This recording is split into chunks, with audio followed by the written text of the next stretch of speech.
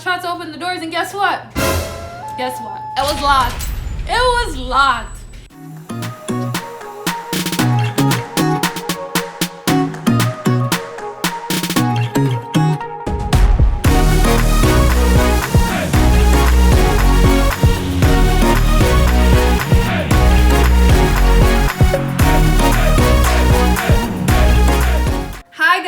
Welcome back to my channel. Yes, I'm so glad you guys are back. But if you're new here, be sure to subscribe and hit that notification bell so anytime I post a new video, you guys will get that first update. So today's video is a story time. I don't even know where to start. Today's story time is about the time that I almost got kidnapped in Morocco. Yes, Morocco, not even America, a different country. I love to travel. I'm probably gonna talk about that every video. I love to travel. Basically, when I was in college, that's when I had my first experience like going abroad on my own. Like I've been abroad before, but usually with my family. So this was my second study abroad trip. Me and my friend, we ended up deciding to go to Morocco. So the first trip was to France. That's actually how I met her and she became one of my bestest friends. So when the opportunity came up to go to Morocco, I was like, hey sis, why don't we apply for this and let's go? I was like, Morocco sounds like such a nice place to go. And who goes to Morocco? I mean, now everybody and their mom going to Morocco, but when I went to Morocco, it wasn't much people going there at all. That was, what year was that? So I graduated in 17. I think I went to Morocco maybe 15, 16, probably 16. It was a summer. Was it the summer? Actually, I lied. It was not the summer. It was actually the winter, and I should remember that because it was snowing. You know, Morocco is in Africa. Really, nigga? Like, I did not expect for it to be snowing, but girl, it was snowing. I was not ready. I was not ready for that. I was not dressed for the weather. But regardless of that, so we applied, we got accepted. Here we were going to learn about women and gender studies and all of that good stuff. I was like, ooh, this sounds like lots of fun. We ended up doing something called a homestay, which basically means that you're staying with a family there.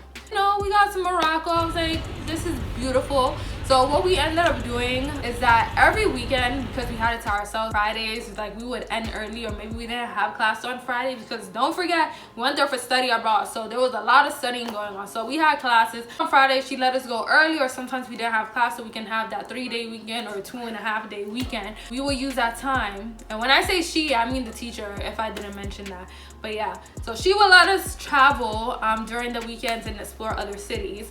So after my experience in France, I already learned that I'm not traveling in big groups because I already had too much happening in France with big groups. So I was like, if I'm gonna travel in small groups. So me and my friend, we decided to travel to different cities in Morocco every single weekend. We had a host mom, so sometimes she would suggest us places to go. So at this point, we had been to probably maybe like 3-4 different cities. Sometimes we would go with our class to those cities. Sometimes we would go on our own. Like we went to places like Fez, we went to Marrakesh, might have been one of the last ones. We were staying in Rabat in Morocco. That's where we were staying.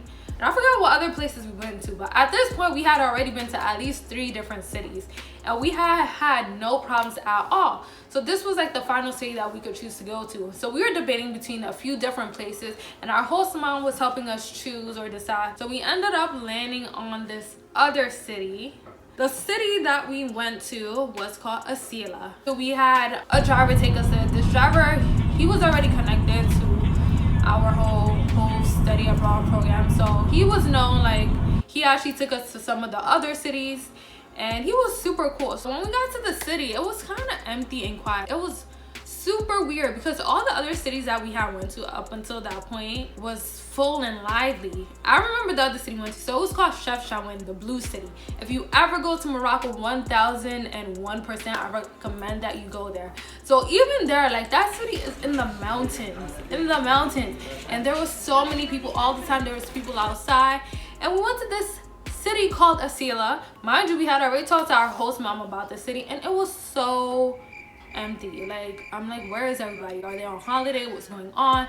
We ended up, after we got there, settled into our hotel, we ended up exploring and went to this area. They have something called Medinas.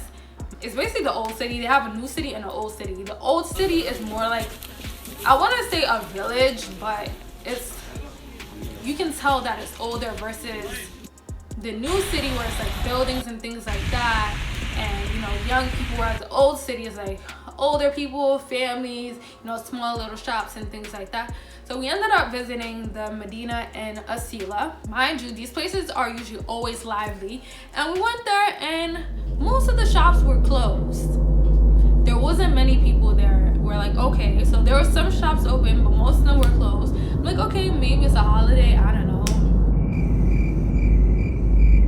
Guys, this lady is so dope. She paints with her feet. Oh my god, I can't even paint with my hands this nice. You can't even draw a straight line. Shut up. So we went back to the hotel after we ended up exploring a little bit, and then we just stayed there and chilled.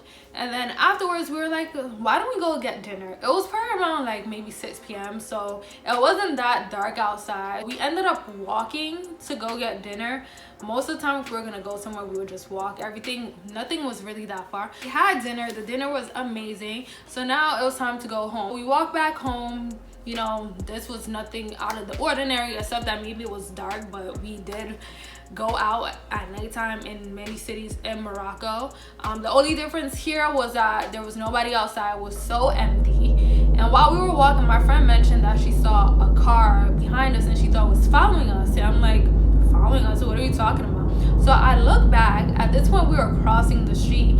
I look back, and after we finished crossing the street, basically the car turned. So we were like walking this way and the car went that way.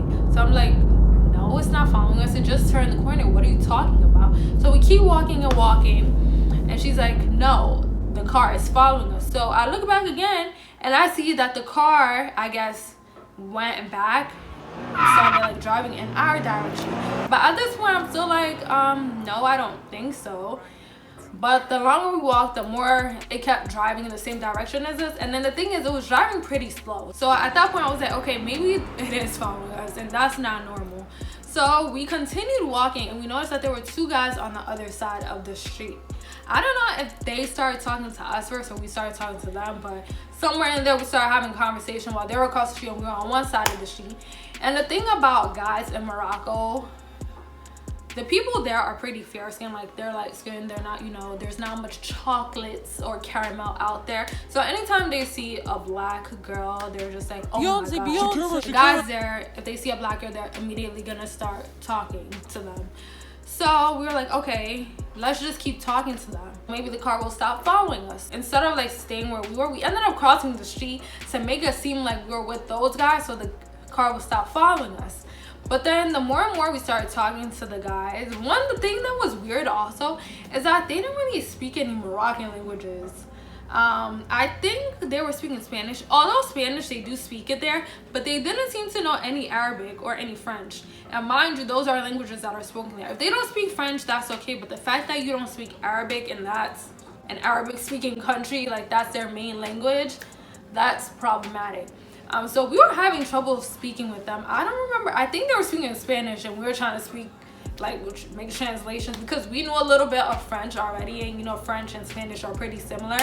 We ended up crossing the street, and at that point we were walking with them to make it seem like we knew them, but the car was still, you know, the driver in the car, I don't know who he was still driving in that same direction. And I guess as more and more, as we spoke to the guys more and more, we realized that they were trying to make us like go with them, whatever. They were trying to make us go with them wherever they were staying, but the direction that they were pointing in was towards the beach.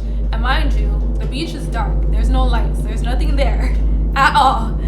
So they kept pointing to the beach and telling us, let's go there. And my friend was trying to like speak with her hand and stuff, and like, no, our mom is waiting for us. Mind you, we don't have the same mom, but she was like, our mom is waiting for us. She's gonna beat us up if we don't go home. And they were so insistent of us going towards the beach with them. The more and more we spoke to them, we realized that they probably knew the people in the car. I don't know where they even came from. They just came out of the blue. I don't know if they were in the car and they got out of the car and they were trying to talk to us. I don't know.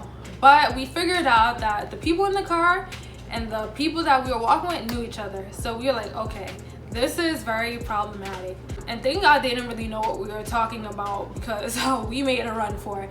Me and my friend, we were like, okay, we got to go, bye, bye, bye. And they kept following us. At this point, we were very close to the hotel, but we didn't want them to know where we were staying.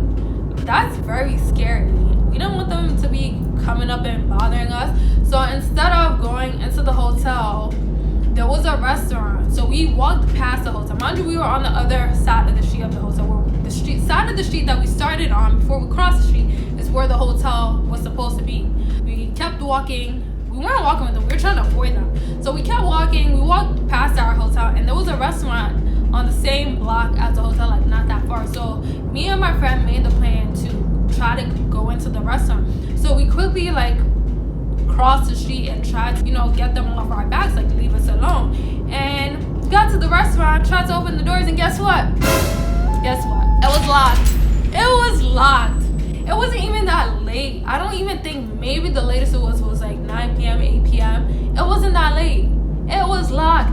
We have a car following us. We have these boys. We don't even know what they're saying. They're following us. They're trying to make us go with them wherever they are. Talking about towards the beach. There's no lights. It's dark, so they could do whatever they wanted. Hijack us, put them inside the car. I don't know what it was.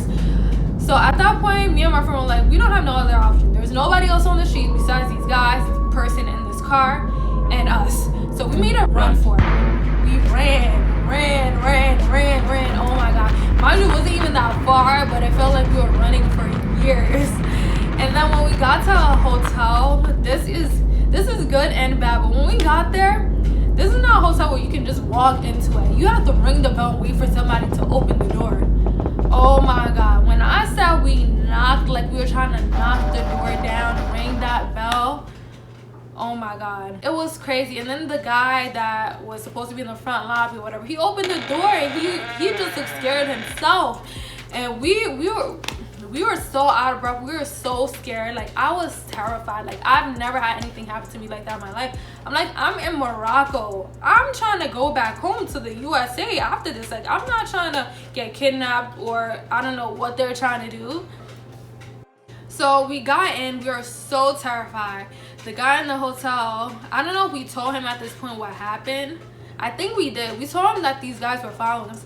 But then he was just like, oh yeah, that's normal. Like, when they see girls like you, they want to talk to you. But no, this was not that experience. Why would a car be following us? And then these guys are trying to make us go towards a dark place where there's no lights, no nothing. We're like, because we've had experiences where people were trying to, you know, talk to us, but it was nothing like this at all. We were so scared for our lives. The guy asked us if we wanted some tea, because, you know, it's a Moroccan custom to serve tea to you. We're like, yes. We went to our rooms, locked the door, and me and my friend were just so shook. I don't even know if I have a video. I might ask her to see if I have it, but I know we recorded a snap about our experience. I have to find it. If I do have it, I'll probably post it in this video so you guys can see. If I don't have it, when you almost got kidnapped, are you good? They wanted 2 black girls. That was scary. Yeah, the good thing you can't get inside the hotel without ringing the bell. That was the scariest experience of my life. Like, when I told you we ran for it, we didn't even look back. We were just like, the restaurant was closed. We didn't have any other option. There was nobody outside to save us. I think, I don't know, maybe I think there was this old man outside, but at that point, I didn't even trust anybody anymore. I'm like, what if this old man is trying to work with them? We are Black American girls. I need to go home. I need to go back to this hotel. After that, I think we ended up leaving the next day. Maybe we went out early in the morning to do something. But after that, we're just like, this is not for us. And mind you, that was the last city I believe we visited on our own. After that, we ended up going to maybe another city with our study abroad group. But that was crazy. Till this day, it's still crazy to me that I've been through something like that. Oh my God. Wow. But yeah, so that was my story time about how I almost got kidnapped in Morocco.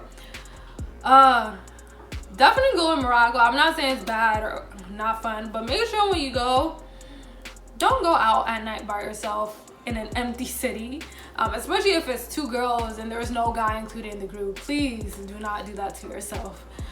But I definitely have more stories like this abroad, so let me know if you guys want to hear more about my experience in Morocco or even places like France. Well, thank you guys for watching and stay up until the end of the video. Be sure to like, comment, and subscribe. Do it right now. Yes, I'm watching you. Yes, do it right now. Yes, let me know what kind of videos you guys want to see in the future. Once again, thank you, and I'll see you guys in my next video. Bye.